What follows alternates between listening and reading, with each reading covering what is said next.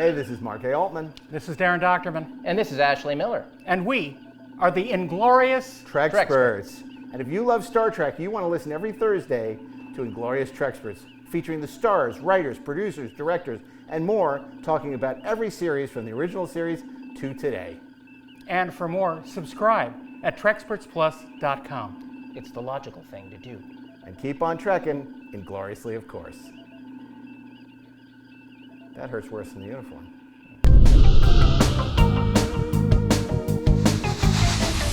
New episodes available every Thursday wherever you listen to podcasts. Or subscribe today at Trekspertsplus.com. But keep on trekking, ingloriously, of course.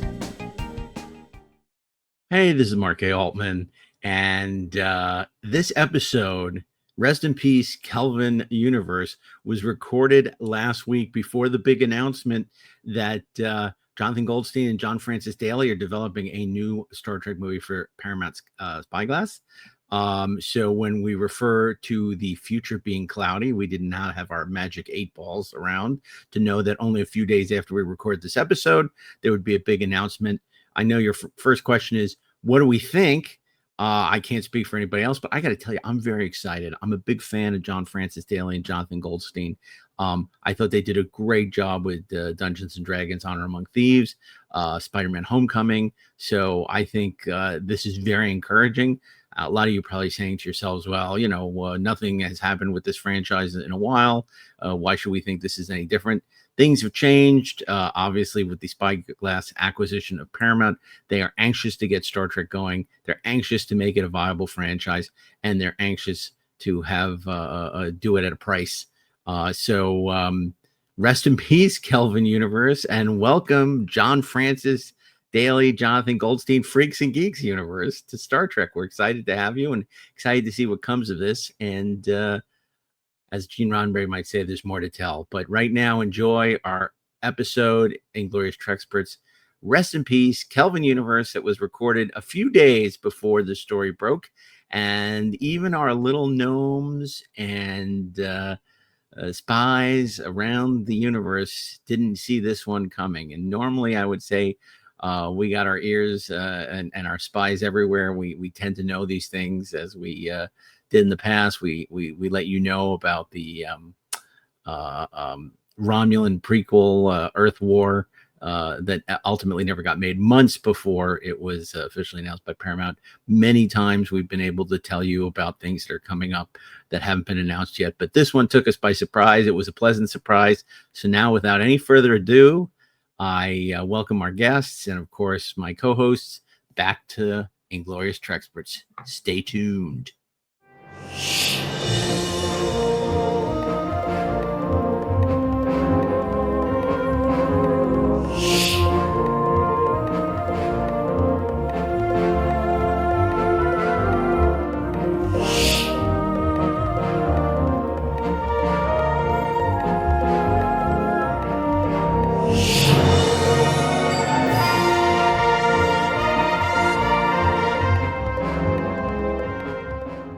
Hey, this is Mark A. Altman.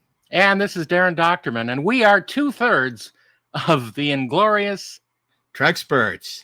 And today we are presiding over a memorial, a funeral service for the dearly Kelvin, beloved. We are gathered here today. Is this a Prince song or eulogy? We're here for when the. you see who's with us, you'll find out.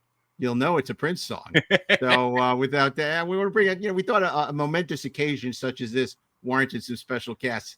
And who is more special than two of our very special guests joining us from an undisclosed location, the Observatory? It's none other than the Burnett Work proprietor himself, Mr. Robert Meyer Burnett. Welcome, Robert Meyer Burnett. Oh, it's a eulogy after all. I'm here for it. Well, I don't know if everyone can feel that way. We've got a lot of mail on our Strange New Worlds episodes, and one of the rock stars of that, who stood their ground when the trainee crew ran. It's none other than writer, producer, and raconteur, Miss Kay Reindell. Hello, Kay. Why, hello, Inglorious Treksperts and Rob. Thank you for having me. It's good to see you, Kay. You too. Yeah. Well, we thought. Sorry, go ahead, Rob. I was just gonna say, I was thinking back to I was actually thinking about you, not knowing you were gonna be on the show, thinking about running into you at Golden Apple, and I would have asked you what you thought about Pluribus. Don't say I haven't watched it yet. I'm not going to give anything away. I'm not going to give anything away either. But I was, after I watched the 2 episodes, I was like, I wonder what Kay thinks of this. Here's what I'm going to say. Somehow, Vince Gilligan has now delivered 3 masterpieces. Yes. Agreed. I'm glad you feel that way. I have so many questions at the end of episode 2. Yes. That I don't think people are even thinking about, but I know Vince Gilligan has thought about it. Oh, he's clearly thought about everything. Everything. Yes. Wow. Sorry, Mark. Now back to the show. No, actually, it's so amazing to me, so exciting, so wonderful to see a show that unites this disparate group of people. You know. It's been a long time where, you know, I could say that Kay, Rob, and Darren all loved something. Yeah, that's pretty spectacular. And it is good. It is good for all of us. I'm so jazzed. You know, and it's funny, I would have watched it, except we're trying to get the family together so we can all watch it together.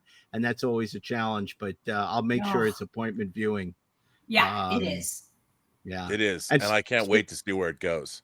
Speaking of Apple, I have to say this last season of Slow Horses was freaking great too. What a shock. What a shock. Another great season of Slow Horses.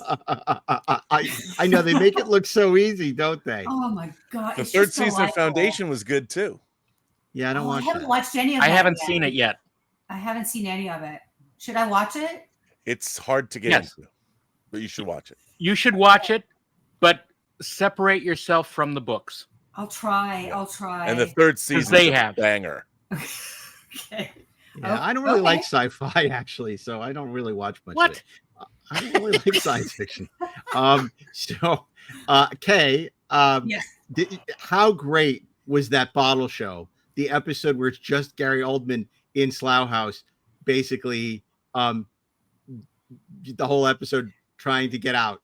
Oh my God.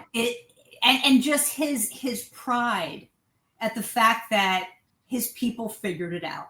Yeah, totally. It was so great. And there was a Star Trek reference too, wasn't there, this season? Or was it Star Wars? Yes. What was it? There was. I don't remember. Well, there was the Batman reference, of course. Yes, which was fantastic. Which is great. And it's not like that, you know, it was all completely justified. It wasn't like, they slipped in a little reference. It was like, oh my God, it was so funny. That show's so good. The British are just so much better than us. Well, there's something about them leading with character. Mm. You know, I think they do. I think even the British crime shows, they all lead with character. And I want us to do more of that. Yeah. Okay. They aren't better than Vince Gilligan.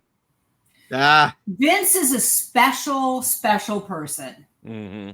And I don't know if you saw his remarks on AI, but you should. There's a Deadline article today that he talks about how he feels about AI, and it's definitely worth reading. It does say made by. He loves humans. it as a friend. Yeah. It's a very interesting, very Vince-like take on it. I think that I found it's not like a sort of knee-jerk reaction, but it's very thoughtful. I have been obsessed with Vince and Peter Gould and Jennifer Hutchinson since the days of Breaking Bad. And, 10 years ago, I interviewed them for 50-Year Mission because Vince is such a huge fan of the original Star Trek, which once again shows his incredible taste. And, listening to him and Peter and Jennifer, like sort of talk about how much they love Star Trek. And of course, they have a great Trek reference in Breaking Bad because there's that famous thing where they're talking about, well, can't they just beam the food into his stomach and all that? It was just like, it's so great. And I just, I was thinking today, obviously there's a lot of discussion about who's going to be taking over the Star Trek franchise now that Skydance is in charge. And I'm like, not that it would ever happen, but Vince Gilligan would Oh be my God. the greatest guy in the world to run Star Trek. Yeah. Yeah. Yeah. I mean, the thing with Vince, like I've known him since we were on Millennium and he was on X-Files. Right. So just knowing when he said he was going to do this show that was had more of a sci-fi edge to it, I just was immediately like, well, it's going to be great because of the way he thinks and the way he used his point of view on X-Files. Obviously, Breaking Bad and Better Call Saul aren't technically genre shows, although they are genre shows. They're like superhero, supervillain shows, basically. Yeah. But the way that he can use the tropes of sci-fi and genre storytelling, I just immediately like, oh my God, he's going back. Well, I love what you said about superhero and supervillains. I hadn't really thought about that. Mhm. You know, just that it has the you know, the idea of being like sort of this comic book paradigm, and because of course Gus Yeah. Fring is the supervillain, and I guess you would have to say that he also the supervillain is Walter White Heisenberg, is the obviously supervillain. is Walter Well, White. Yes, and- true. Yeah, and it's interesting that both of those shows, Better Call Saul and Breaking Bad, have almost identical character arcs for their main characters, but they end in very different places. Yeah, that's They interesting. both, like, they literally both accept who they are. Yeah, and how great is Ray Seahorn, who's just so amazing at Love Better her. Call Saul. Amazing. I She's great. can't. Yeah, another reason I just can't wait. watch it. Just You- wait. Honestly, like, as excited as you were for her to be in this, yeah, just watch it. Oh, that's great. That's great. Yeah. Well, listen, I alluded to obviously Skydance taking over Paramount Studios recently, and obviously there are a lot of changes going on there. Big changes at Paramount Plus, which we're not going to really talk about, which will have a huge bearing on the future of the Star Trek franchise, and a very exciting one, I hope. But it came out this week that Paramount, I think the quote from David Ellison is going in a different direction with the movie franchise. And, you know, one of the things, Rob, I loved is when all people are saying reportedly, they're rumors. No, the freaking CEO of Skydance said, we're not doing these movies anymore. And they're like, well, maybe it's not true. Hey, it's the head of the studio. What part of it do you not understand? And also, I've heard people say this to me over and over and over again. The Kelvin movies did not make money.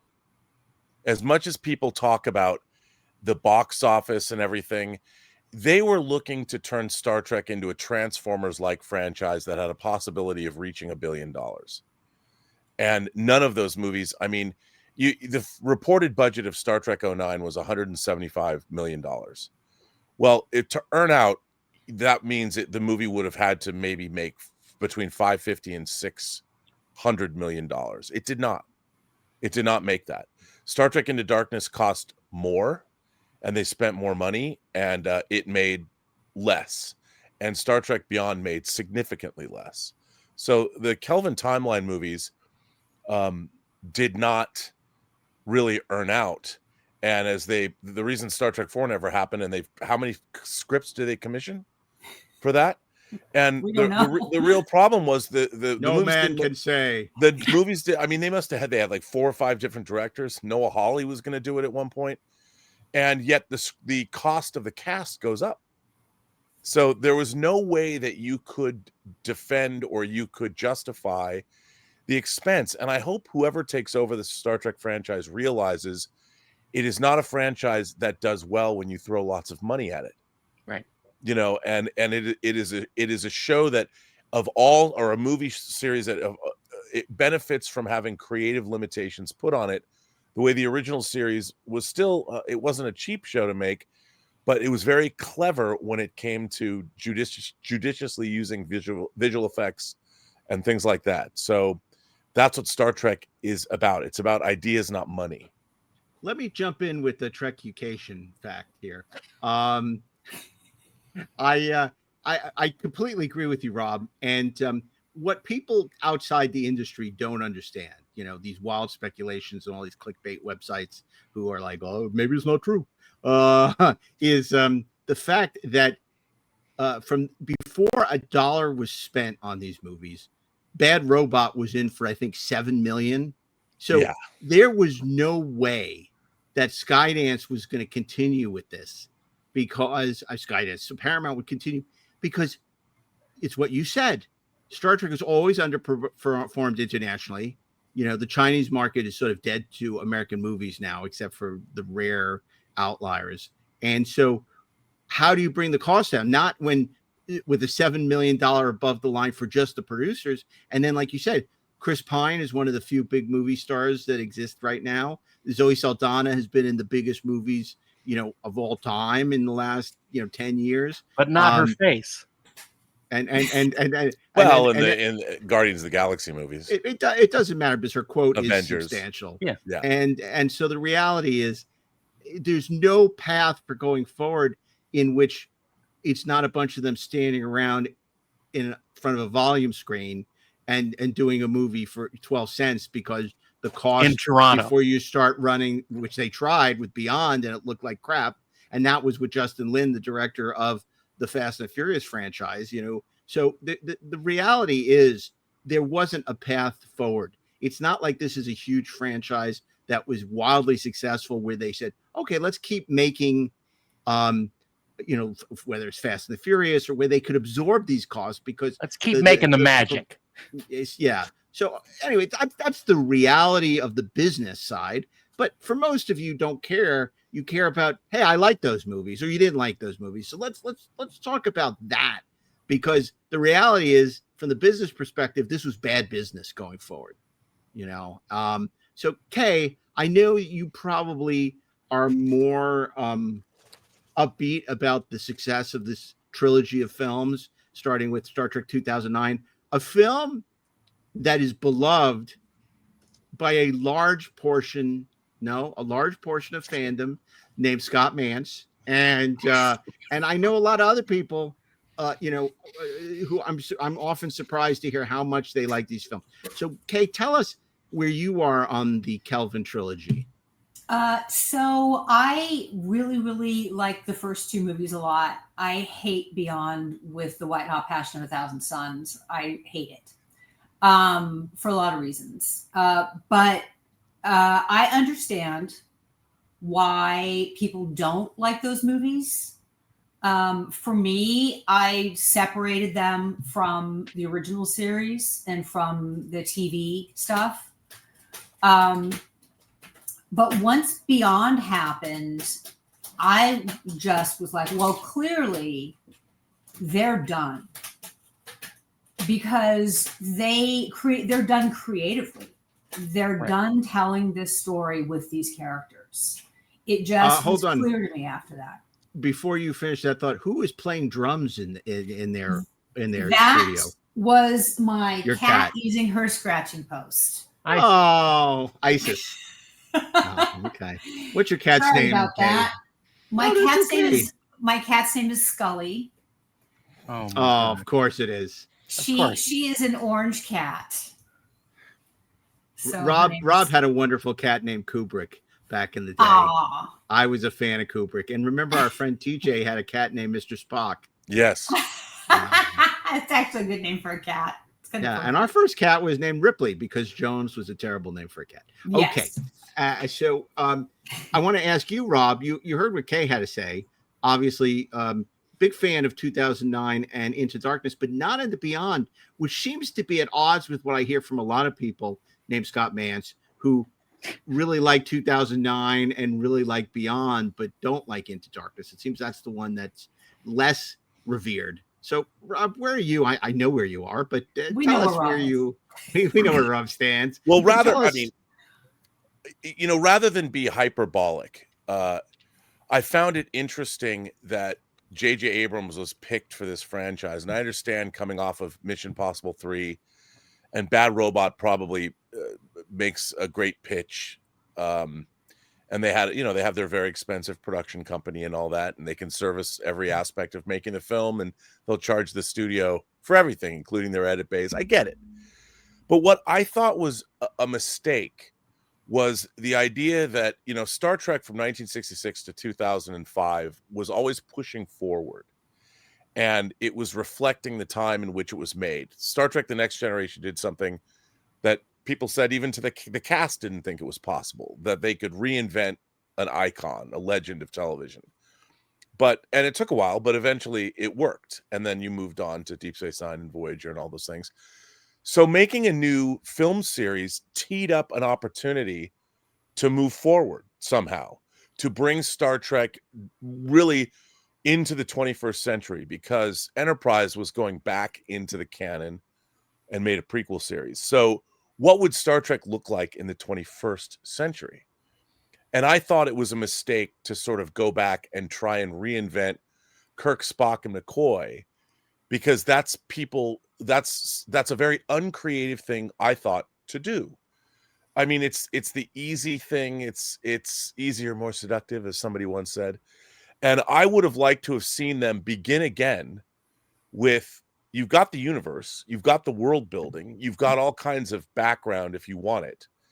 What would a Star Trek show for the 21st, or Star Trek movies for the 21st century look like? And so I objected to their approach. I mean, the idea of Kirk and Spock meeting and all that, I always thought that Spock, there was a substantial age difference between Kirk and Spock. Just because Nimoy and Shatner were within 4 days of each other in real life didn't mean those characters were. And so I wanted them to do something else. But I understand why they went back and went to this core group of people and to retell this story. I just didn't think they did it in a very clever way. Darren, I was going to ask Darren, the prequel story has been a source of fascination for a long time. Gene Roddenberry in the late 60s was already talking about doing a movie about how the cast met. And then, of course, the famous, as we covered on last week's episode, Trek Not Taken, the Academy Years, often known as Starfleet Academy 1.0, which was about how Kirk and Spock met in the Academy, largely based on the movie The Santa Fe Trail. What was your feeling about this being an attempt to sort of prequelize the original series? Well, first of all, I thought Enterprise was a bad decision. It's sort of equivalent to that.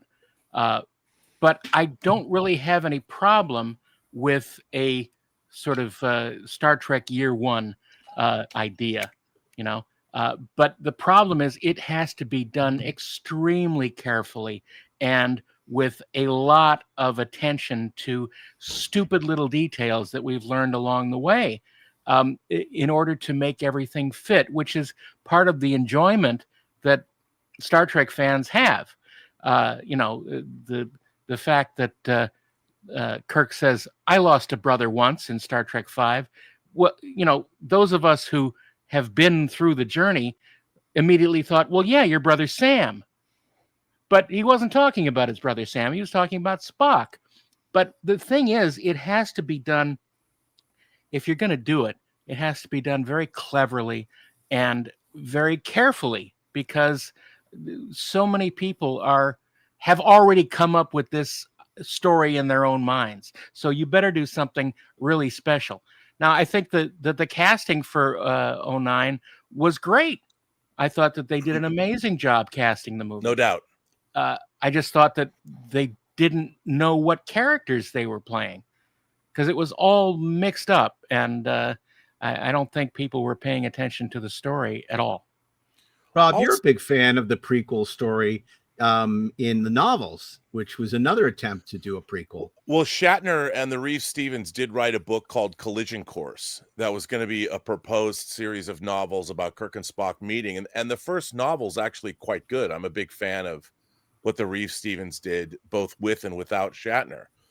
But, for me, the interesting thing, what I thought, and I hate it when people talk about what a movie should have been, but I would have loved to have seen a movie about Starfleet Academy that had elements of things like The Paper Chase or Dead Poets Society, or even Friday Night Lights, or the Fame film, where you really delved in, where these characters meet for the first time in an Academy situation. I like the fact that Spock was a professor in Star Trek 09, or worked, but then you would have grappled with, you could have met Finnegan, you know, Kirk being bullied, and Kirk would have been a much different kind of a character, you know, wandering around very bookish the way that he's described.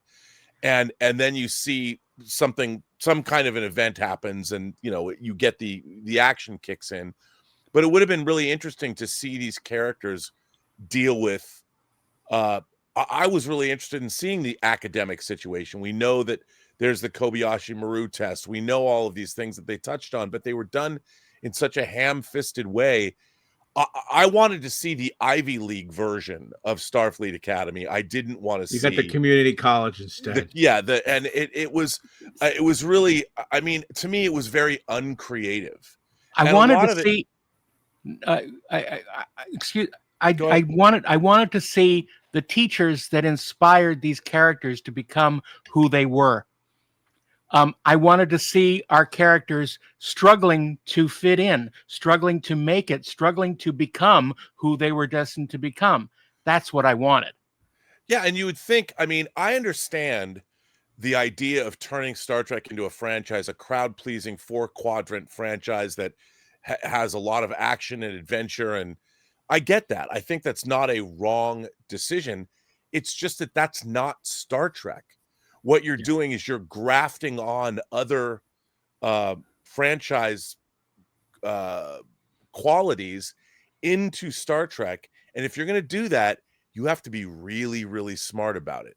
Yeah. Now, Kay, you've heard this before, certainly during our Strange New Worlds conversation. That's not Star Trek, right? We obviously have a very strong sense of what Star Trek is based on having watched it for X amount of years. Forever. For you, what is Star Trek? And is it okay that a feature film made for a different audience becomes or evolves into something different? Clearly, JJ was a huge fan of Star Wars. He wasn't a fan of Star Trek when he made this movie.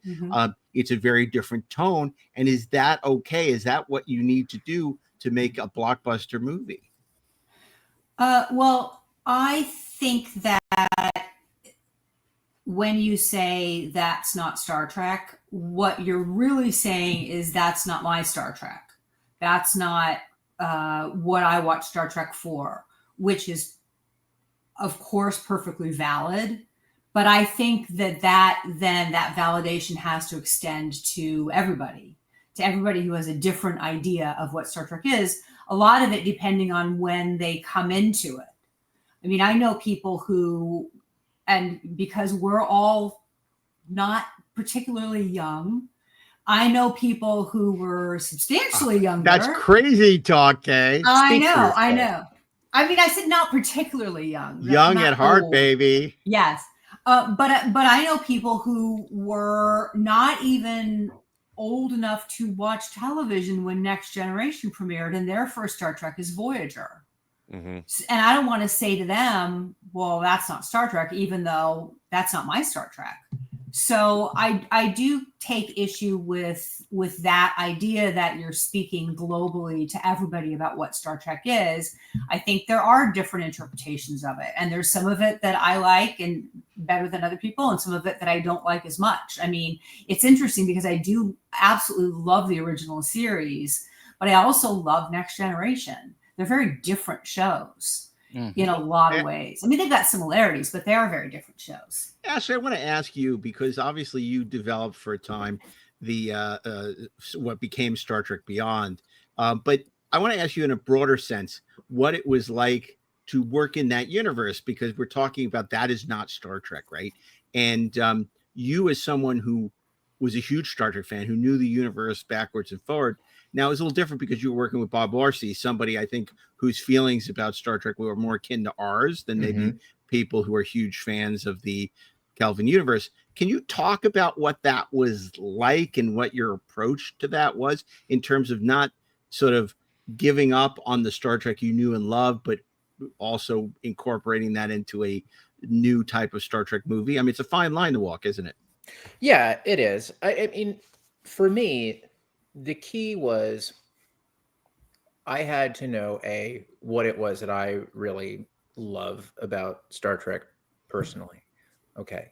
But that's a pretty broad statement. And I think, Kay, you're right on when you're talking about, how we talk about what is Star Trek, what is not Star Trek. It's, well, what is Star Trek for me? And in that case in particular, it got back to the characters and who are they. And obviously, I grew up with the original series. I grew up with Captain Kirk. Kirk is one of my heroes. And the characters in the Kelvin universe are both those characters, but also something new. And the mindset that I had to bring to it was, by design and by definition, Jim Kirk in the Kelvin universe is not quite Jim Kirk as we know him from the Prime universe. That is baked into the cake. That he had a completely different set of experiences that set him down a different road. But there are things about him that are the same. That he is extraordinarily resourceful, that he's clever, that he is confident. At times he's a trickster character, but he's also thoughtful. But again, he has gone through a different set of experiences. He met all of his friends and he developed his relationships with them through entirely different sets of circumstances. And as a writer, I had to look at his character through that lens, to kind of go back to, in The Best of Both Worlds, part 2, when Riker is in, the captain's ready room, and Guinan is in there, and Riker says, Captain Picard wrote the book on this ship, and Guinan says, well, you have to throw that book away. It is a little bit like that. The original series wrote the book, obviously, on what that world of Star Trek was like. But to a certain extent, yeah, you have to throw the book away and let the ship be the ship. And it's a very fine line, and it's not very dissimilar from, the line between, doing, any of the original X-Men movies or doing something like First Class, where by design, by definition, they can't be quite the same characters, but they have to live together in a way that's compatible. So that was tough. That was tough. And then it was just a matter of what kind of a Star Trek story did I want to tell, but in a bigger, more operatic way. Darren, I want to ask you, as someone who's, not a huge fan of these movies, you talked about how you like the cast. What is something else that you really like about that they got right?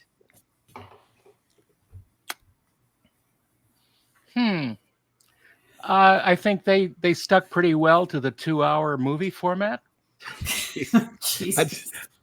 Okay. No, I think, look, the only thing I like about it is the cast. I think the stories are ludicrous. The set pieces are junk. The character interactions are terrible, and they, you may say that Riker was supposed to throw the book away, but he didn't throw the book away, and Picard came back, and that's why we had another few seasons of Next Generation, because no one would watch further seasons of Riker in command. I absolutely would have watched that show. Riker and Shelby? Are you kidding? I would have watched 10 Oh my seasons God, of that would have been amazing. It would have been a better show. Okay, but it would have been a different show. When they kill Henry Blake, you Yeah. you think, oh, nobody's gonna be better than Henry Blake. But you see, that's good. But you see, that's good writing. And the people involved did not have those capabilities of taking big change and mashing it into something that worked dramatically, and that worked dramatically for you, though, and millions of other people. But it worked for me. Okay, Rob, it worked for me. I'm sorry it didn't for me. Is what Darren's saying fair? Because these are movies that have to eventize Star Trek, right, to reach the largest possible audience. But they didn't. Can't be a niche. Well, I'm asking Rob. I think actually I want to comment on something Ashley said, and I think Darren's absolutely right. He and I feel the same way. But what Ashley said was really interesting because here's what I didn't understand about Star Trek 09. It's set up to get into this world, and Kirk is the eyes through which we're going to see this. The first movie was his journey. It begins literally with his birth. And I had no problem. I thought that was an interesting way. It's just when you finally introduce Nero, none of it makes any sense at all. So the villain, what they're doing is, it's so weird and crazy, and this bizarre backstory, and the time doesn't work out at all. I want to stop you there and then you continue, because I want to point out the scene, of course, you're referring to is the introduction of Eric Banya as Nero, and they do something I would argue potentially that we haven't seen before, trying to do, he speaks very casually, and hey Jim, or whatever he says, and the way they shoot it was like not the usual conversation between the bridge and a villain. It was like it was an interesting take on that kind of, but even as a villain, and the backstory that you had to read a comic book to understand, I mean, none of that worked. But what I also thought was really interesting is the backstory they gave. Like, Kirk comes from an abusive household. They cut a scene out, but he has a mean stepfather, and he Greg Grunberg drives the nicest Eric, man in the world. Yeah, Greg Grunberg, and then he drives Greg Grunberg's 300-year-old car off a cliff. And I'm watching this, and I'm going, I don't believe any of this. He also abused Springsteen. Never delivered me from nowhere. In the context of a Star Trek movie, I'm watching this, and I just don't believe any of it. And you're supposed to tell me that Kirk in the 23rd century came from a broken home, and I'm like, first of all, well, at least his mother didn't hang herself. Did you miss the part at the beginning when his father died? Did you miss that part? No, I didn't miss that part, but he never knew. Like the thing is, that's a 20th century or earlier storytelling trope, because then you would have to say that, okay, then the rest of his life was so terrible. Like you're asking me to believe that in the 23rd century, that his father, who died a hero, is somehow that like, why would necessarily that made his life, like he's brawling in bars and all this. I didn't believe that. I did though. I totally believed it, and I understood that character, and I knew where he was coming from. And but that's because it's the most heads at me all you want and argue with me and pat me on the head or whatever. But I am telling you, don't you think you'd seen that before in a million different things? This is why on Zoom, so he can't pat you on the head. Yeah. But I'm a very mean cat here who will go to town on clearly. She's a good cat. She's not a mean cat. But it did work for me. It did work for me. I did connect a good cat and a pretty cat. Felis catus. No, I won't do that. Even though she's orange, but it did work for me. And I did understand that character in that context. So, I think what you can say is that it didn't work for you. And that's, of course it didn't, but it worked for me. And saying that it's not good or not well written is not accurate, because it did work for me. I think I want to point out what I want to say about it is, I don't think it's good for Star Trek. I think for Star Trek, we expect something different, something that challenges us. Something different. No, I think that anybody who likes Star Trek expects, what is the 23rd century allegorical science fiction action adventure version of losing your father? Because losing your father is something we've seen over and over again in so many dramas that you've got to put your Star Trek spin on that. But it's spin. I mean, I'm not defending it, but I mean, I see it goes back to the Greeks. It goes back to Shakespeare. I mean, losing your father. I mean, that's an epic kind of story, and I don't think that's the problem with the movie. I actually think but you go. I mean, further, if you're going to go back to the ancient Greeks, then you should make Kirk be responsible for killing his father and sleeping with his mother. That I believe. Yeah. But the thing I'm saying is that that opening sequence where George Kirk dies, spoiler alert, is a beautifully executed sequence, and I love the fact that they embrace Ben Burt mixed and used a lot of the original sound effect. It seems like there's a real effort to be true to Star Trek at that point in the movie. Look, I have no problem with that, but the beyond that, I thought that they made it too down to earth. And if you want to show that and have Kirk have an absent father, and I think you needed to do more than have him steal a car and get in a fight. You know, Kay, go ahead, Kay. It just seems, because my interpretation when I watch that movie is this is a character who was literally born into death. And the entire movie, the first two movies, what he does the whole time is walk right up to that edge. But he's too cowardly, he thinks, to pass it until he sacrifices himself into darkness. That is my personal interpretation. There's no argument that needs to be had here, because this is how I saw those movies. And this is how I saw that character. And I don't understand why it always comes down to the sort of, this isn't Star Trek, this isn't Star Trek, because it is Star Trek for other people. And, and it's not your Star Trek. And that's, and like you said, Rob, we'll just go back, because I did not get to agree with you on this before, but those movies did not make money. They did not make money that justified making more of them. The fact that they made a third one was kind of amazing anyway. Yeah. So clearly there were people who loved those movies, and then there were a lot of people who just didn't even see them. So let me ask you this, because Rob said, you used the phrase down to earth. So I'm going to ask you about the most down to earth thing that they did in the movie. And clearly this is something I think that enrages, fans of canon, but which was the idea that the Enterprise is being built on Earth. Visually a beautiful sequence, clearly conceived, for the image of him driving up on the motorcycle and seeing the Enterprise under construction and falling off. Is that something that bothers you, or you're like, don't care?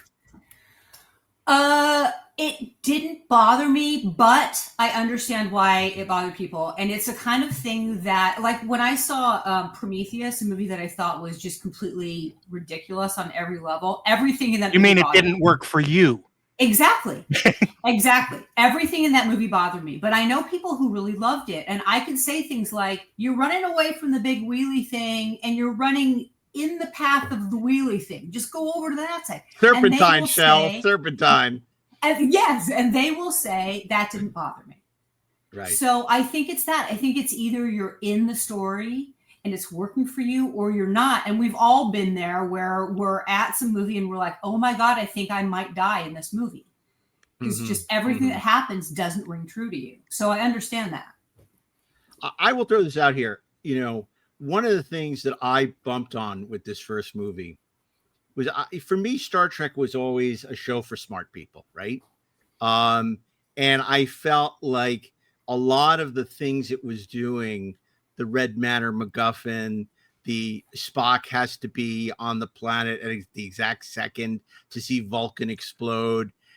Kirk is beamed off the ship because he's being a petulant child, and he just happens to run into Spock. And I know there's certain eddies and currents that, but there's so many things. It's asking you to bite off on so many things that it just became, absurd for me that it didn't feel smart, right? Okay, what? I will give you something that bothered me. Are you ready? There was something in the movie where I went, oh, come on. What was that crab monster doing on an ice planet? It was freezing to death. What? Was it from another sort of alien ship and it got booted off because it was being an asshole? Why? How on earth is that? Now I want to see a movie about the crab monster being an asshole. Attack of the crab monster. Yeah. Now, here, Ashley, one of the other things I felt, in terms of this lowest, not appealing for the better angels of our nature in terms of Star Trek, was the Willy Wonka sequence where Scotty is beamed into the water pipe Anheuser-Busch factory, and it suddenly becomes like, I guess it's trying to be comedic, but it's basically this like Willy Wonka kind of weird thing where he's like caught up in this, beer factory that's supposed to be engineering. And so I think there were some bad choices. I'm not a fan of Scott Chambliss's production design. I'm a huge fan of Michael Kaplan's costume design. However, because I think, Ashley, you're in a place that's different than where Rob and Darren are, and clearly also in a different place than Kay, sort of somewhere between them in the galaxy. I just wonder kind of what worked for you and what didn't. Actually, you walk between worlds. I do walk between worlds. You walk between worlds. So I'll tell you, like, this is a complicated question. So for me, a film is a visceral experience. It's an emotional experience.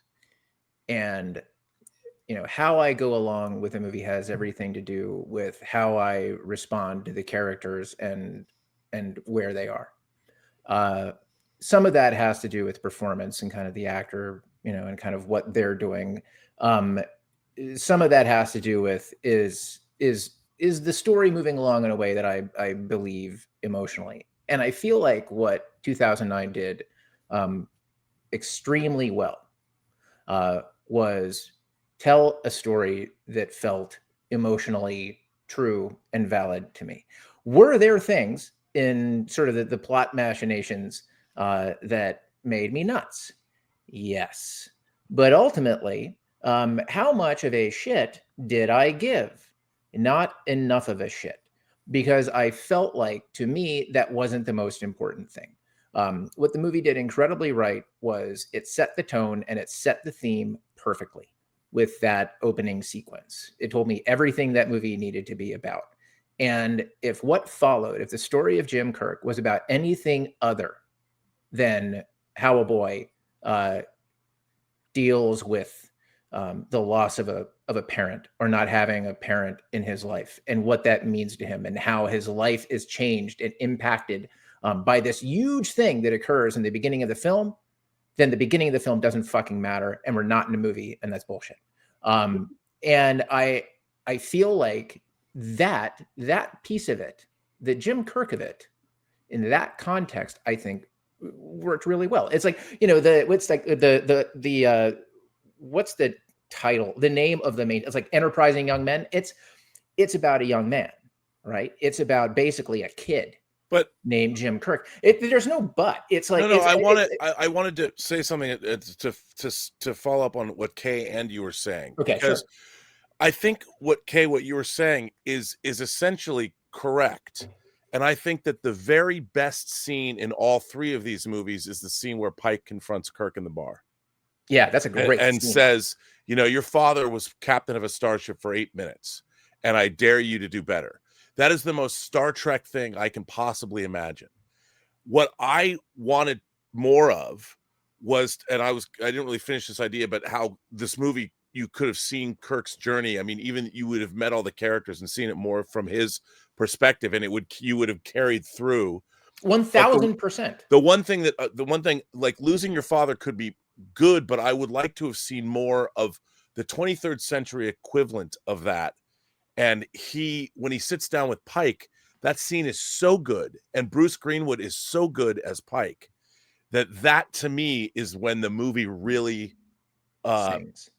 Yes. Yeah, no, I completely agree. And what you're saying about that journey, and to me, sort of getting back to the Star Trek Beyond of it all, it's what I took away from that, and pushing forward through those films, was that these movies they're about Jim Kirk's relationship with death. And to be perfectly frank, I think that Star Trek 2 might be the text of that particular theme, right? And it's kind of true that the story of Jim Kirk is the story of how we deal with setbacks, how we deal with the specter of defeat, how we get knocked down onto the mat, and how we get back up and we punch whatever it is back in the goddamn face, or we reach out and we figure out how to understand it, what happens to be appropriate at the time. Just like Chumpawamba said. Just like Chumpawamba said. They knock you down, you get back up again. Back up again. But look, there were things like I'll tell you with the production design. There were things I loved about the production design. There were things that made me crazy. But I do have to say, with the engine room thing. In its own way, that might be one of the most Star Trek things that ever happened, and I'll tell you why. Because the intention was never that brewery basically like turns out to be the engine room of the Enterprise. They just didn't have the money. They had to do that scene, and they had to work with what they were able to get, which feels like, the most seat of the pants guerrilla filmmaking with a budget of $150 million, like thing that ever happened at any time, anywhere. I'll also say this about these movies that I think is a positive. So, set your Wayback Machine, man. Like, Nemesis comes out. It's absolutely terrible. Totally terrible. It murders Star Trek The Next Generation. Enterprise comes out. Enterprise is like low-fat mayonnaise on gluten-free white bread. It's just boring as shit, and it dies after 4 seasons. It was also the most heavily interfered with in terms Sure, of okay, but that doesn't matter. What matters is that all anybody remembers is that Nemesis is terrible, and they don't like, low-fat mayonnaise on gluten-free white bread. Star Trek was dead. When 2009 came out, it's like, I don't know why we're saying that nobody went to see it. What are you talking about? Like, those movies, like especially the first one, made more worldwide than they were the most financially successful, like Star Trek. No, I mean, they were the highest grossing. They were the highest grossing, not the most financially successful. Right. Okay, but fair. Carefully. But in terms of like what it did for the audience, I remember that October, that Halloween, I saw kids in Starfleet uniforms.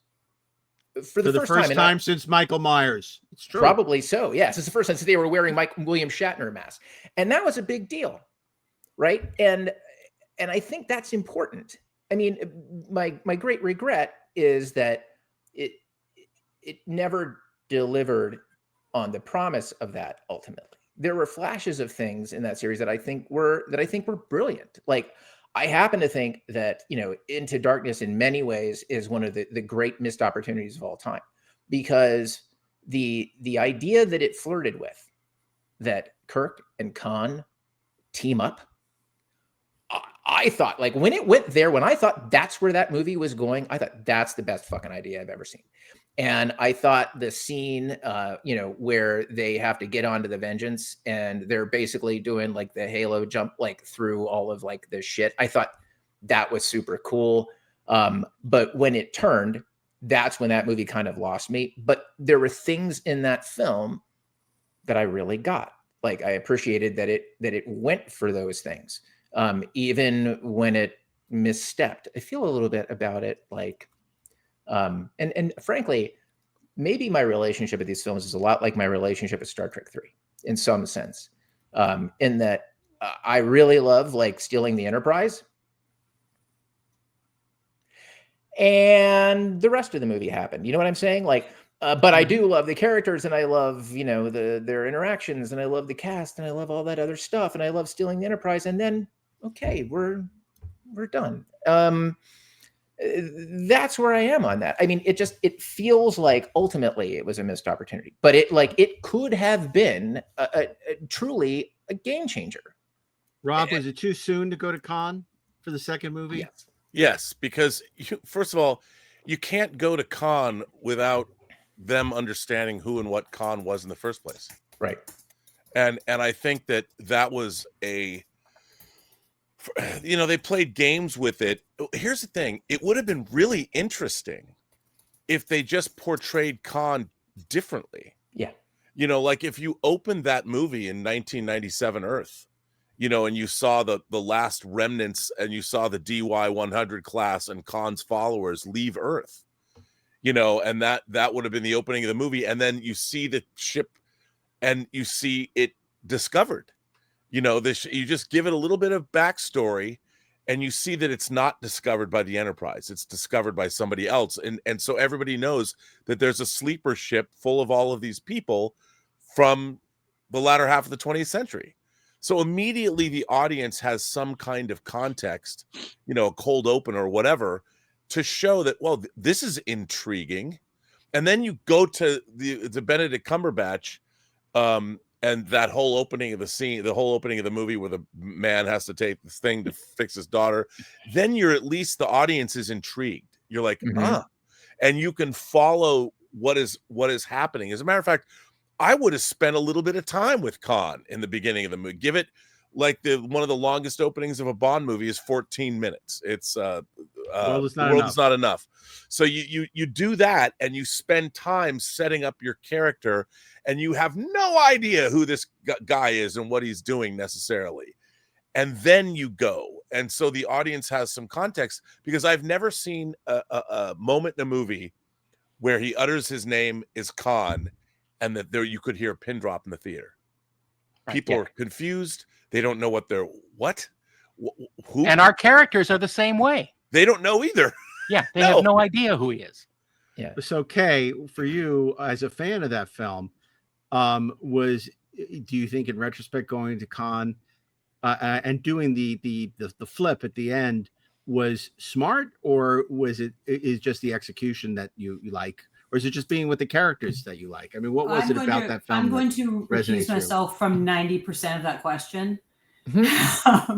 And here's what I will say about the flip. I understand people were pissed off about it, but for me, looking at the Kirk of the first movie and his arc moving through this movie, it worked for me. And I have a cat who will not stop yelling at me right now. I know. Is she hungry? Because your cat doesn't agree with you, Kay. She's going, that is not Star Trek. She hasn't even seen it, so I don't know what she's bitching about. Kay, I think you're actually, Kay is fighting with her cat. I'll say, I actually think that at least in the broad strokes for me, I think Kay is actually right. I think where it misstepped, it wasn't about Kirk sacrificing himself, right? It wasn't about all the things that Kay was talking about. The missteps were things like it was assuming the question, right? Like it was the same sin as having Benedict Cumberbatch, whatever, say, like the reason Kay liked the movie. Right? But the other thing was when it started to do Star Trek II karaoke, like it like in the sense that the beat where Kirk goes up and he saves the ship and sacrifices himself, I think is perfectly legitimate. Where it fell apart was literally doing the reversal on that scene, which could have worked, except for the fact that there was too much karaoke in it. It didn't. You mean Spock yelling Khan? Right, exactly. It didn't organically belong to those characters in that movie. But the bones of it, excuse me, not bones as in McCoy, but the bones of that scene were correct, and I think Kay's right. I do agree. Let me just say this one thing before I forget. I do agree about the karaoke of it all. It didn't bother me, but I agree with you. The one thing I will say that I liked in that worked for me and Kirk's character is when he finally admits, after all of this time, he says to Spock, "I'm scared," because he's finally facing death. So that's all. That's why it worked for me. Darren, you want to add something? That time has passed, but I do want to say. So I'll say that. If you don't have anything to say, I'll move on.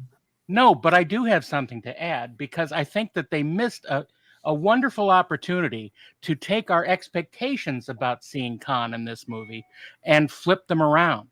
Because and much along the lines that Ashley was talking about, have Khan and Kirk fighting together, but even more, maybe this wasn't Khan. Maybe this was another of the genetic supermen in that ship that was awakened first for some reason. Maybe Khan is actually dead this time. And maybe this genetic Superman was even worse than Khan. I think it's just a missed opportunity to delve into the existing storyline that's already there. That would have, who knows what seed would have sprung from that crop. But you can't market it, and you can't have the Leonard Nimoy cameo, which I think was an important part of the marketing for them. And then if it's Charlie Birnbaum, as not continuity and Charlie thing. Birnbaum was a great Spock. By the way, like, So, the fact, but Ashley, I just want to say Sorry, one sorry. thing because Kay makes an interesting point. And what you said as well, the idea of the flip could have worked. I think where it goes, excusing the whole con thing, where it goes with the, ending, which is basically a foot chase through Century City and a bunch of bad visual effects slugging it out. That's not how Star Trek movies ended. I mean, it was very smart in Star Trek 2 to cut the Khan-Kirk confrontation, and the fact that it becomes a Spock-Khan slug-off, at the end is not a satisfying ending for that story, whether you've gone on that journey, for the last 2 hours or not, Yeah, I mean, like, I'll tell you what it reminds me of, and then I want to say something about studio interference, because I can speak to that as nobody interfere. It's a primary source. The ending of that movie. Here's a very much. So in Iron Man, the original Iron Man, that movie is over. The moment that Iron Man and Ironmonger are up almost like in low Earth orbit. Right. How did this solve the icing problem? Yeah. Right. But about 15 more minutes of movie follows. Right. After that, right? There's still more fight after that for some reason. The movie is over. And in Into Darkness, the movie is over when Spock reveals exactly what he did with all of those torpedo tubes, right? It's really smart. The movie's done. Spock just won. And it's kind of awesome. But then a lot of movie happens. And the reason why, and what I'm going to connect this to the studio interference is, I will tell you that when we were working on what eventually became Star Trek Beyond, the studio had very specific expectations and requirements that at that time, not even David Ellison could push back on. The studio demanded, because they had it in their heads, that Star Trek movies only work when Earth is threatened. So there had to be a direct threat to Earth.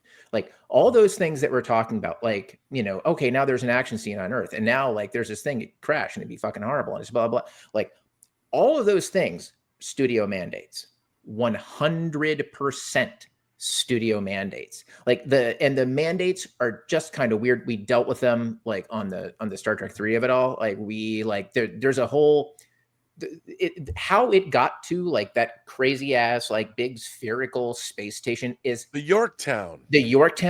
Oh my God. Like the route to get there is so circuitous, and it passes right through, the requirement that Earth is threatened. How like ultimately they got past that, I wish I knew, but somehow that's where it landed. And it began with that incredibly onerous requirement. And that's why, Darren, you're not wrong, man, about like different ways that you could go and you could make it work. Well, I just remember how much Earth was threatened in Wrath of Khan. Yeah, believe me, dude. Let me tell you something. 30 to 45 hours of sitting around a conference table ranting about exactly that, like trying to figure out the problem. Rob, did the marketing undermine this movie? The whole thing that they were hiding the ball and selling this John Harrison, and it was really Khan, and they were so concerned that John Harriman was really Khan. That'd be great. Well, the iconography of this movie, if you remember, the ads had the Enterprise plummeting, crashing into the Earth, burning, right. And then you had the silhouette with the delta, the chevron of Khan standing there in silhouette with the ruined landscape, and it's called Star Trek Into Darkness. I mean, what's interesting is I really wish what Ashley and Kay have said about Kirk learning to face death was more of a presence in these films than it really was. I mean, if anything, it's more oblique, and I could have gone along with it. My problem with Into Darkness is it's so ridiculous because you never see. I mean, Khan's really trying to get his followers back. That he both in our universe and in the Kelvin universe, but you never see his followers. There's never a sense like you're asked to believe that somebody put these people in torpedoes. Like he put them in. Like I still don't know. I don't know what this plot point with people in torpedoes, how that came about, or why it even happened. Who hates this movie more than you, Rob? Nick Meyer. Well, yeah, but at the end of the day, Khan is sympathetic. He's a leader that cares about his people. We learned in Space Seed that he took care of people. He might have been a dictator, but no one suffered under his regime. You know, and you don't know that. You don't know that. No, but No, wait a minute. what they said was no one attempted to overthrow him during his regime. Yeah, I'm sure he was at Rebecca of Sunnybrook Farm. No, That would be kind of He awesome. probably tore down the east wing of Starfleet Academy. no, wait a minute. Wait. No, because the thing is, even he says that he's somebody that believes that he offers the world order, and so there was we saw. Well, if he said it, it must be true. Well, no, but look, he is the man is presented as, yes, he's dangerous, but the way he's presented in Space Seed is somebody to be admired. Yeah. You know, Oh my God. they even say that we might disagree with him, Well, but he's can kind of admire him. fucking with them. He's like, and his Spock is all put No, up. and because like, the and Kirk conversation is between Scotty, smiling. McCoy, He was the best of the tyrants. yes, I mean, a sneaking admiration. Yeah, Hitler was great. I've. You know, But that's not Just what ask him. he loved that's- his mistress and his they're dog. not saying that. They're Then not. he poisoned. Do you think that you do think that Scotty would say, "I've always had a sneaky admiration for this Who one"? cares? Scotty's a schmuck. All right. Well, anyway, I'm Okay, just well, saying you're that defeating your own position. they could have No, made more of him as a leader, Khan as a leader. He of was his a great people. fascist dictator. He's not presented Okay. that way. So He's not presented that way. if only Khan could be our leader. So let me ask you this. So Into Darkness comes out, mixed reviews, although at the time it got some very positive reviews, very positive. Fandom has not been bullish on it, but then this film came out that I seem to have been the most well received by many fans of all three films, which I still find kind of unfathomable. Star Trek Beyond, shot in Vancouver by Justin Lin, has a motorcycle, Kirk on a motorcycle. Why do you feel the film didn't work financially? And Kay, you know, as someone who is a fan of this universe, of this Kelvin universe, why do you feel that film didn't work for you personally? Okay, it literally from the beginning it didn't work. So here's Jim Kirk. He's got this job that he always wanted. He's the captain of the Enterprise, the flagship of the fleet. He's bored out of his fucking mind. He goes to his closet. He's got 6 uniforms that are exactly the same. He's just clocking in, he's clocking out. And he decides, you know what? I've had enough of this. I'm going to go be a half admiral. That's what I really want to do. that'll be. I want to be Captain more Pike. I'm exciting. bored. Yeah. More exciting than this. I watched that with my mouth open, just going, is this Star Trek at all? Like, it's not Star Trek at all. There's never been a character, much less James Tiberius Kirk, Yeah.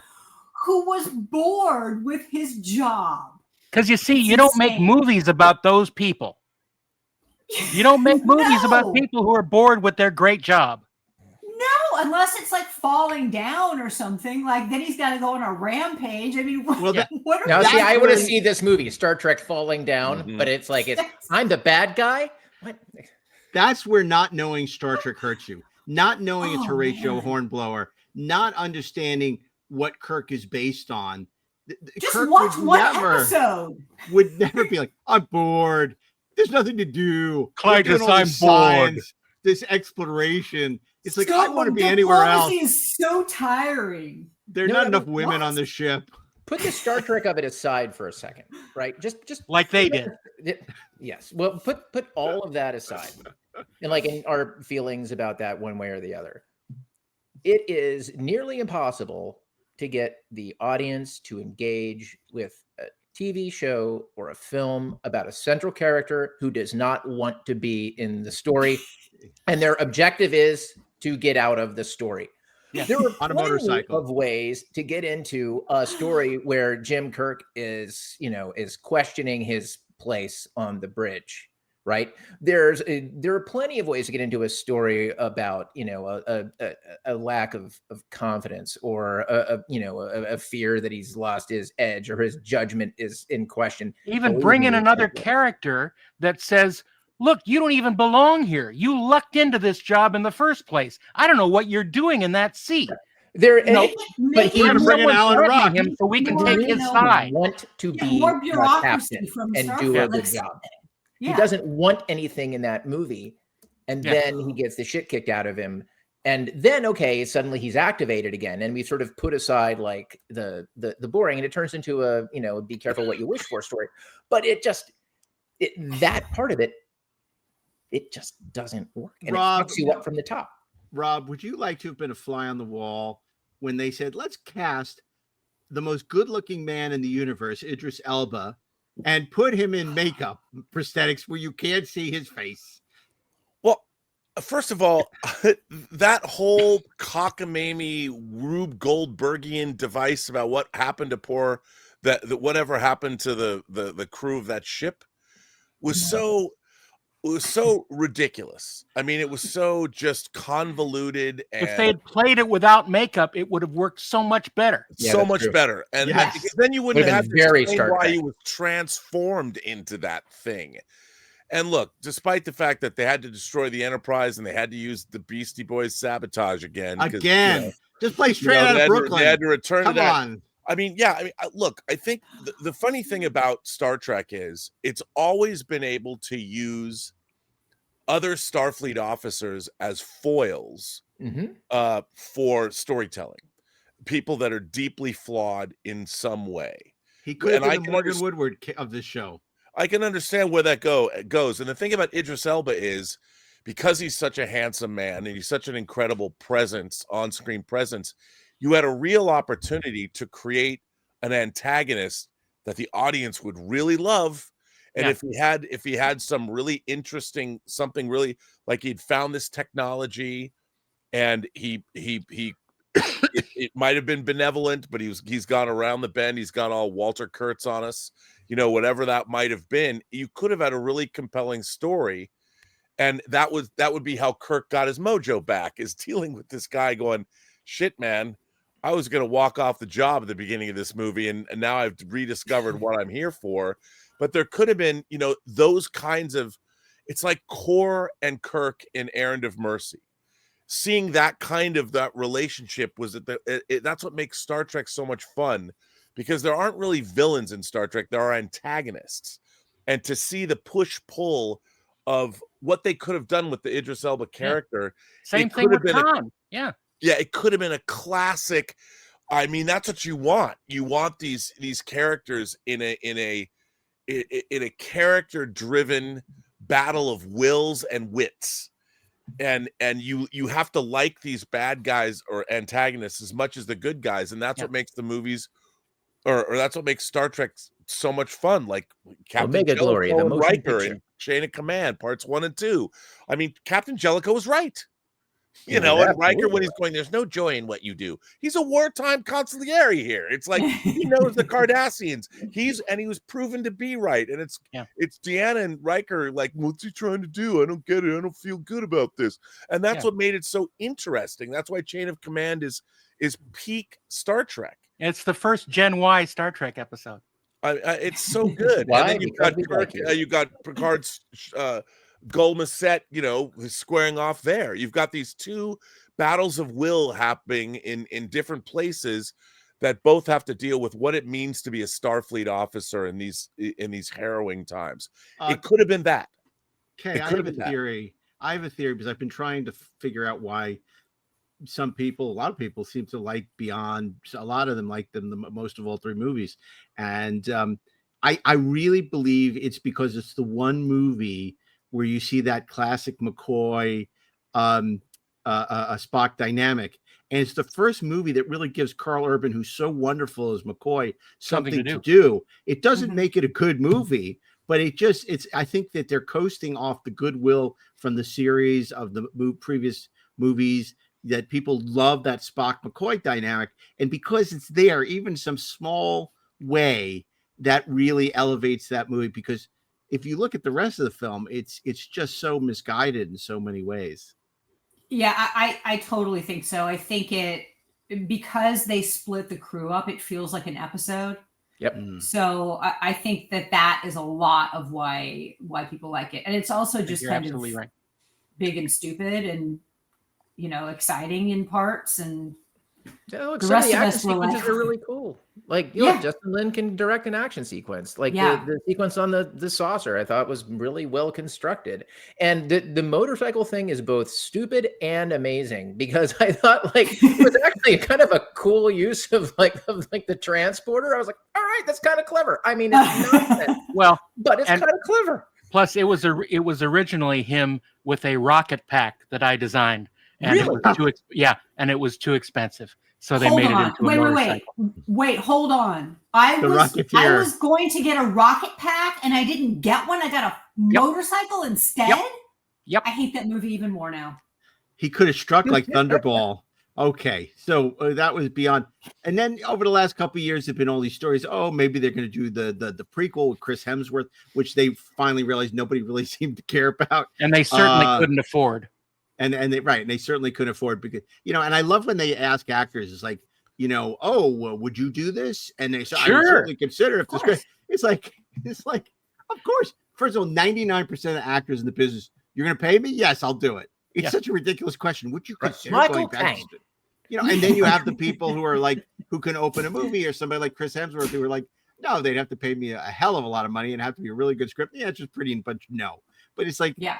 it's so absurd. So what are we missing by not having any more of these movies? And where do we go from here on the features? What do you think the future is, Kay? We are missing absolutely nothing by not having any more of these movies, because it's been 4,000 years since the last one. And for me, as soon as Beyond was done, I just thought, okay, well, now let's just move on. And then we started getting the TV shows and all this stuff. I don't think we miss anything by not having another one. It's not connected to anything anyway, to anything that's going on. So You're saying that you're beyond it all. I am beyond it, thanks to Beyond. Although, And Rob, the 15 years. Weren't they very proud of themselves? They said, oh, we're not stepping on canon because this is a different universe. But Leonard Nimoy is in it because he came from the other universe, which it was like contorting themselves to basically land nowhere. Look, I think the cardinal sin that all three of these movies make, and you can say there's certain elements here and there, is there's no optimism and there's no joy overall. Or gratitude. It's all no, I mean, you're killing parents, you're killing mothers, you're killing fathers, you're killing people, you're killing the Enterprise, you're killing. But no one died in a fire. Star Trek Deep Space Nine. Now, hang on a second. I understand, but Deep Space Nine, I love Star Trek Deep Space Nine, but I'm talking about, this is, by definition, we're talking about the original series. Right. And you're going back to what makes Star Trek Star Trek. And what I miss, like, look, you can do a story like Star Trek 4. I don't even love Star Trek 4. But the thing about Star Trek 4 is you have a group of capable people that are dealing with a world ending, the Earth is being threatened, a world ending scenario And they that go has out a really pizza. interesting science fiction twist to it, where you're dealing with the overt messaging of Star Trek. But at the end of the day, it's about these people coming together and solving a problem in a way that is entertaining, thought-provoking, and it leaves a smile on your face when it's over. Star Trek should inherently make you feel good when you're watching it. It's not somehow Palpatine is returned and you have to figure out, the dead speak. It's not that bullshit. And I think the problem with the Star Trek movies is they have a con issue.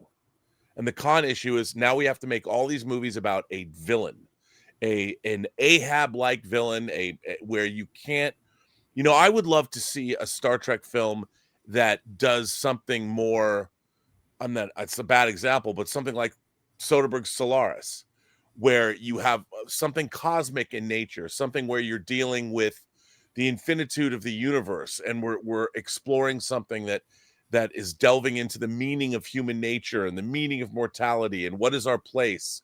you know, and doing this together and doing this. We need the best of the best to go out here, because that's part of what Star Trek is. It's about Darren, the excellence of humanity. Well, Rob, if you're looking for that, let me point you to Star Trek: The Motion Picture, the Director's Edition in 4K. Well, you get no argument for me. what, Darren? What about you? Where do you think? Where do you think the feature franchise should go from here? I think it should go to hell. No, I think that it needs to die and be resurrected as something else. You know, it's we need to start anew. We need to make a science fiction movie Renew. that doesn't say it's Star Trek, but that at its core it is, because of the quality of the characters and the quality of the message in it, and the joy that it would bring to us when we watch it. I think it should be snuck by the pundits and the fans who would shoot it down just for existing. I think they should sneak something through and trick us all into liking it again. It'd be like Split, where you don't know it's an Unbreakable sequel until the very end. Sure. Yeah, Ashley, what do you think? What do you see for the future, or what would you like to see for the future of the Star Trek movie franchise? I'll start by saying what I regret. I think that cast, and with kind of the core conceit behind what that particular universe is, right? And give it credit for not pretending to be canon like other shows.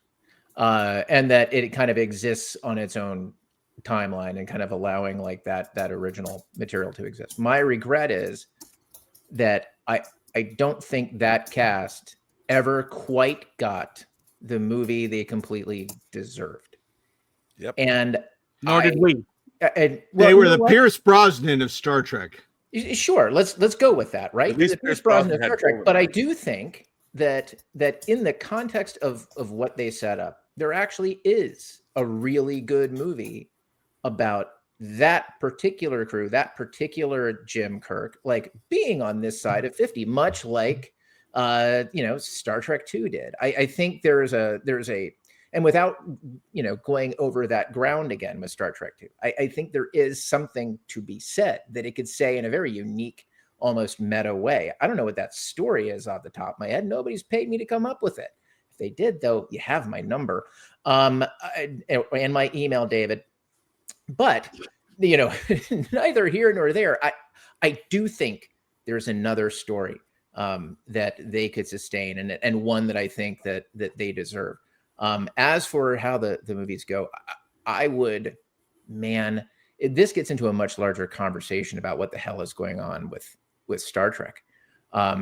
Because the truth is, I don't know. I mean, we're at this crossroads where I'm starting to think that, like Robert Johnson. Yeah. You're at the crossroads. But you know what? If you did like a blues battle with Satan in a Star Trek movie, I would totally. Are you going to make a deal with the devil? I would. In this case, it'd be Lucian. It'd be Lucian. What 2009 did is actually, I think, what Star Trek movies need to do. Like, believe it or not, like the only way to push it forward is to, I think, break with the past, but not pretend like it is that thing. It should not be walking around in Star Trek skin, right? And being like this weird zombie creature. Like, I would be perfectly happy with an absolute reboot of Star Trek by people who understand it and can make it cool and can make an awesome fucking movie and make me love it. And again, like David, you've got my number. I don't think we should be getting into, and now we're going to bring back the 80-year-old cast of the Next Generation. God, no, please. Can we not? No, it's science fiction, for God's sake. Can we stop? Or the 80-year-old cast of Star Trek 2009, which is looking more and more like. Well, and look, and I think that the other option that's going to be on the table is doing the same thing they did with Kelvin Universe for the Next Generation cast. Yeah. Which I would hope they wouldn't do that either, right. Which is recasting the Next Generation. Because that's the low-lying fruit. It's like, we successfully did Next Gen. I mean, we successfully did 2S. Zachary Quinto would make a great Q.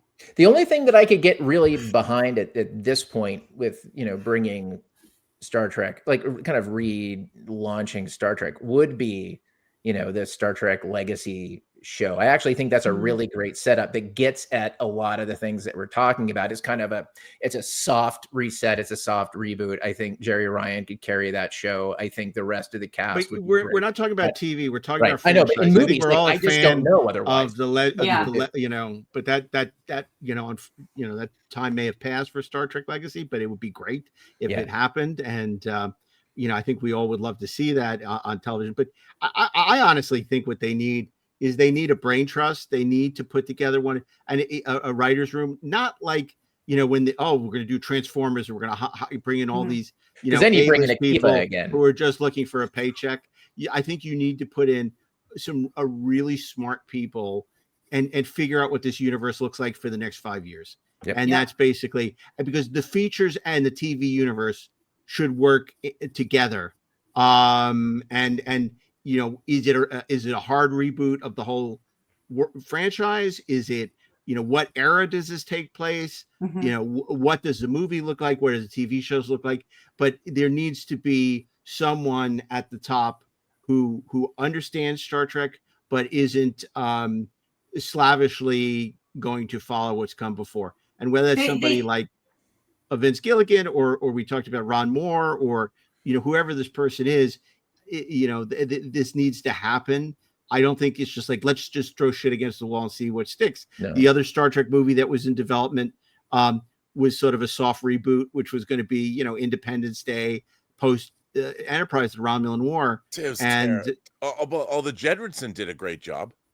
Yeah, but that was 15 years ago, and there's no way something like that gets made today. No, but the one that they were doing was not good. The one they were doing was not good. Their Independence Day Star Trek Marine bullshit. It was not. They just seem scared of it. Like they all seem really. They're kind of like, oh, I guess we have to do a Star Trek thing. I don't get the sense that anybody is really that sort of invested in it emotionally or creatively. They're invested in it as a property. As an IP, as one of the few franchises that's again, I'm going to differ because maybe old Paramount, yes, but again, David Ellison. I am talking about the old Paramount. I'm talking about before. Yeah. I'm talking about what we've had before because this is so new. The Skydance Paramount thing. So I think just before it just seemed like they were all just kind of like Star Trek was this icky thing that they had to like this cousin that they had to invite to their birthday party, even though nobody really wanted. Because it wasn't cool. No executive wanted to be the executive who was responsible for Star Trek because it wasn't sexy. Now the thing is, if David and Paramount gets Warner Brothers, Star Trek is going to be less important because they're going to inherit a bunch of much bigger franchises. Yeah, and I think Star Trek's going to become less important. Certainly, but maybe that would be a savior for Star Trek if no one is paying much attention to it and they give it to someone who actually likes it. And don't spend a gazillion dollars on it. Just let's go back to not spending $500 million on something. Well, I love what Darren said. Give it to somebody who likes it. We've seen a succession of people who have been responsible for Star Trek in the last 15 years that are not really fans of Star Trek. They're like, oh yeah, I watched as a kid. Yeah. I didn't really like it, but I think it's cool. Maybe we could do something with it. I think maybe we can change it into Star Wars. Who gets it, who understands why things work on a starship. Well, I think one of the big problems too is again, the storytelling paradigm of Star Trek in a way is sort of hampered what Star Trek can become.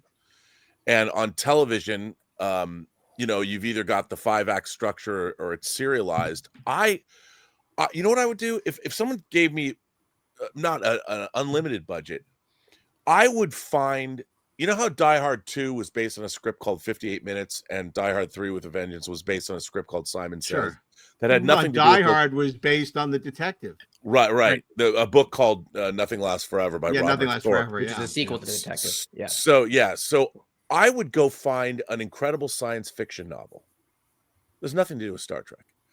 A great science fiction novel and adapt it into the Star Trek universe. Yeah. Where you had the headiness of an author who had thought, because the Star Trek universe will take care of itself, the universe of it all, the starships, the design. You got to find people that are great, like someone like DAREN. But what you need is a great story. So of mice and men, but with a Magatu. Well, no, I mean, but I'm talking about something like, Werner Vinge's A Fire Upon the Rob, these stories exist. They are the Aubrey Maturin novels. Well, yeah, you could. Okay, we've already. Yeah, that's true. I would say, but I think we need the headiness of something really. You need a great idea, a big idea that has something that will inherently look. I'll give you an example that we just have. Pluribus, right? The end of that second episode. Don't spoil it. No, I'm not going to say anything. My mind, though, had so many questions about the scenario that is posed in that show, and so many questions that move beyond our planet. And I was thinking, like, where is it? Like, there's things that are that they haven't even touched on. But as a science fiction fan, and I'm like, there is so much going on here, and my mind was racing at the end of it. That's what Star Trek should have in it. It made me think of number 6, the Cylon, and thinking, well, would it be such a bad idea? Let's just table let this them win? for the future, for the council chambers of Babel, because right now we're out of time. And look, rest in peace, Kelvin Universe. We hardly knew you. But, obviously there's more, there are more conversations to be had about the future of Star Trek. Obviously, that's happening on Melrose Avenue. It's happening on podcasts all around the world, and it's going to happen here on Inglorious Treksperts. And in Mike Sussman's house. Yeah, Mike Sussman's house. Everybody got an idea, and Mike's happens to be a good one. So it is a good one. I'm so grateful to Kay and Rob joining us. Kay, thank you so much, because we know often you're in a position where you're taking a very strong a position antithetical to what a lot of other people in this on the podcast are thinking. And I'm so glad, and I'm so glad that you are willing to do that, because it's kind of like being the liberal on Fox, right? So it's so great to have you. Bad. Well, I wouldn't. Or the conservative everywhere else. Yeah. So I think, but it's so good to have you as. Let's keep you as the liberal, and because I like you, and and we'll be back to we'll have many more conversations like this are possible, and I think as there's less and less to talk about in the Star Trek world, looking towards the future becomes more and more important. So thank you. And Rob Burnett, always a pleasure. What a delight having you here and sharing your insights as somebody who's given a lot of thought to these questions and has a lot of great insights. Nice to be invited. And again, Rob, on behalf of all of us, our most profound sympathies for your recent loss. We're all been thinking about you, and our feel. We know you're going through a tough time. And then DAREN, you have this ornament, the Star Trek Strategic Operations Simulator is beautiful. Get one today. Can you do the voice? Entering sector 1.2. Fantastic. Okay, well, you can listen to Inglorious Treksperts every Thursday, wherever you listen to podcasts. Now you can watch it on YouTube as well. And of course, you can engage with us on social, or if you have thoughts about this episode or any episode, you can email us at trekspertsplus@gmail.com. So on behalf of this very exciting crew, they've reduced the whole crew. Kay Reindell, Ron Meyer Burnett, Ashley Edward Miller, DAREN DOCHTERMAN, myself, Mark A. Altman. Keep on trekking, ingloriously, of course. Engage.